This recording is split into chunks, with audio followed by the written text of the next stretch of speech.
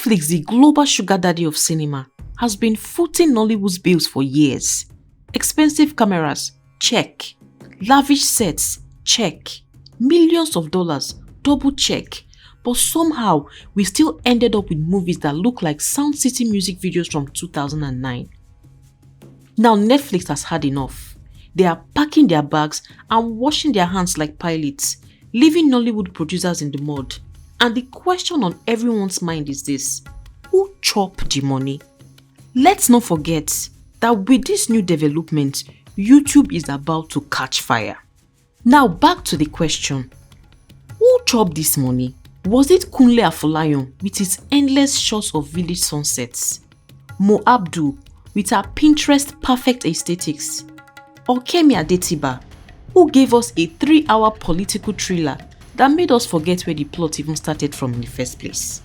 Make sure to stick around to the end of this video because we are diving deep into the Netflix Nollywood divorce and what this breakup means for Nigerian films and most especially Obodo YouTube. And yes, we will spill the tea on the alleged scandals too. Netflix and Nollywood were the power couple we didn't know we needed. When Netflix came knocking in 2015, promising to sprinkle dollars on Nigerian filmmakers, we thought, our time has finally come. We will finally be seen. And it did.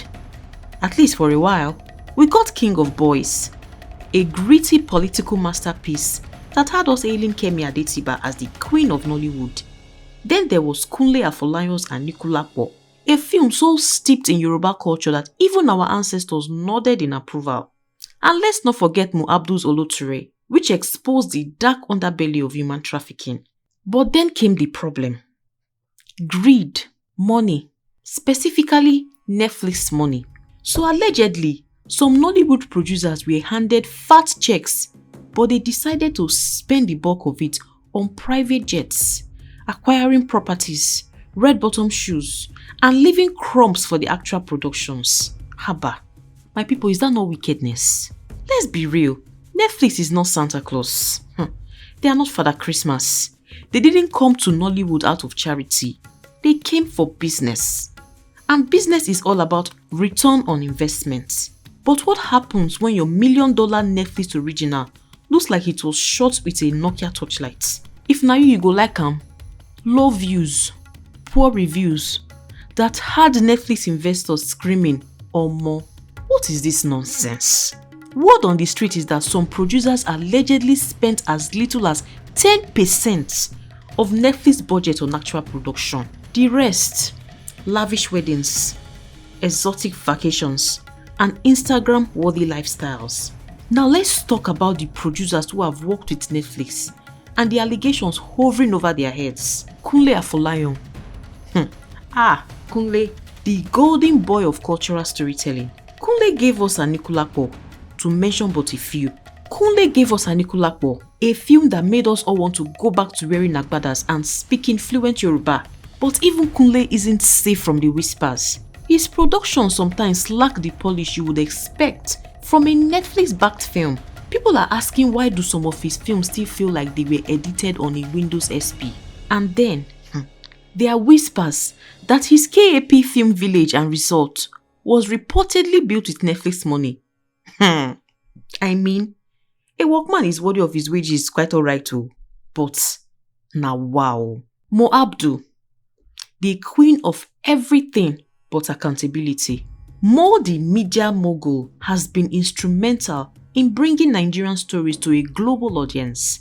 Most projects like Oloture tackled important issues, but critics say they often felt rushed or underwhelming, given the massive budgets.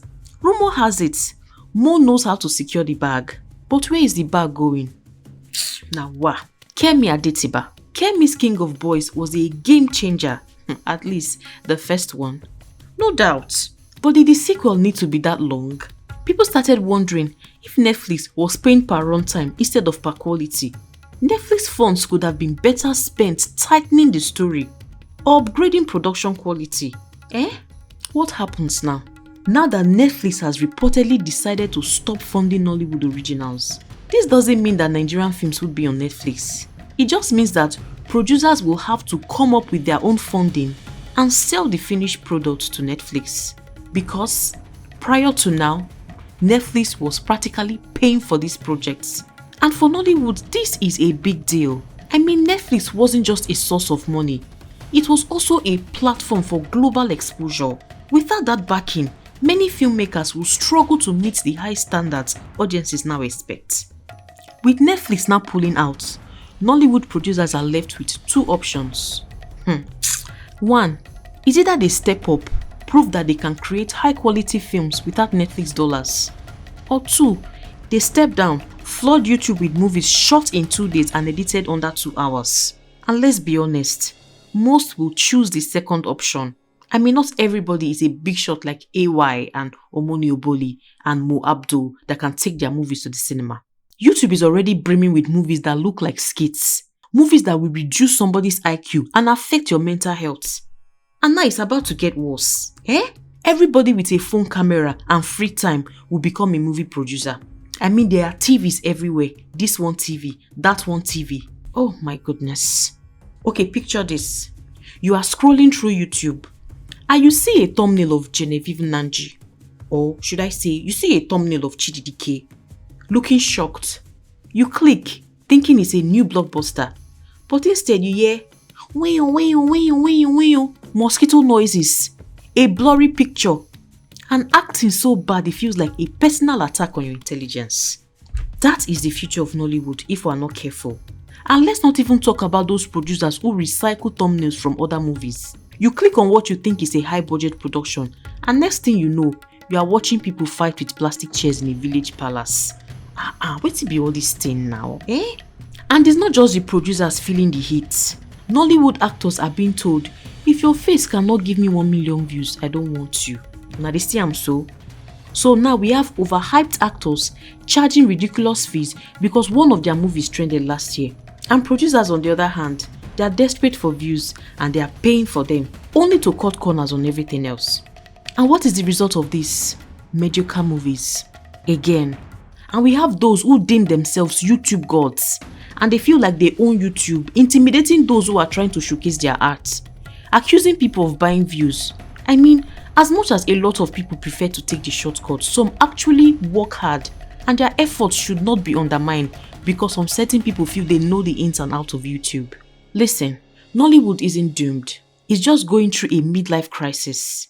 And here is how we can bounce back. Producers need to be accountable. If Netflix or any other platform gives you money, my guy, use it for the film now, not for Gucci bags. At least use up to 80%. And you the workman can be worthy of the other 20%. Number 2, focus on storytelling. Nigerians are some of the best storytellers in the world. Let's prove it with scripts that make sense, not recycled stories, recycled location, recycled sets. Everything is just recycled. You keep saying the same story over and over and over and over again, just with different faces. I mean, let's raise the bar on YouTube. If YouTube is the next big thing, which I'm sure it's going to be, then let's treat it like a box office. Quality over quantity. Please. See, at the end of the day, this Netflix Nollywood saga is a wake-up call. It's a reminder that talent, hard work and integrity are just as important as funding. Well, I rest my case. So guys, who do you think is really to blame for this Nollywood Netflix breakup? The producers, Netflix, or us, the audience, for accepting mediocrity? Let me know your thoughts in the comments.